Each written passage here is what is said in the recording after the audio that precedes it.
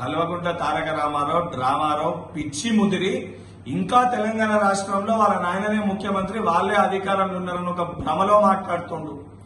ఈ రోజు నువ్వు చేసిన ఒక విధ్వంసానికి, నీ కుటుంబం చేసిన ఒక విధ్వంసానికి తెలంగాణ రాష్ట్ర ప్రజలు 15 నెలల క్రితమే మీకు బుద్ధి చెప్పడం జరిగింది. 3 ఏళ్లలో అధికారంలోకి వస్తామంటారు. 3 ఏళ్లు కాదనైనా 30 ఏళ్లైనా తెలంగాణ రాష్ట్రానికి మీరు చేసిన ఒక విధ్వంసానికి ప్రజలు మిమ్మల్ని క్షమించే పరిస్థితే లేదు.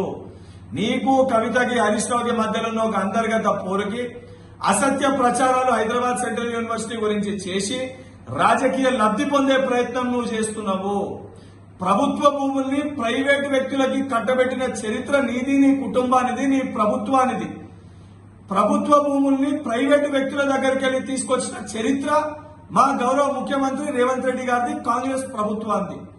గతంలో ఎంతో మంది ముఖ్యమంత్రులు చెయ్యలేంది ఆ 400 ఎకరాల ప్రభుత్వ భూమిని ప్రైవేటు వ్యక్తుల దగ్గరికి వెళ్లి న్యాయపరంగా కొట్లాడి తీసుకొచ్చింది గౌరవ ముఖ్యమంత్రి రేవంత్ రెడ్డి గారు.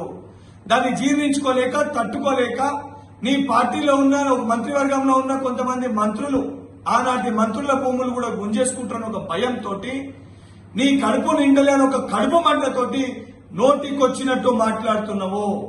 అటవీ భూములని గుంజుకున్న చరిత్ర మీది. కాళేశ్వర ప్రాజెక్టు నిర్మాణం కోసము 7,829 ఎకరాల్ని తీసుకుంది మీరు.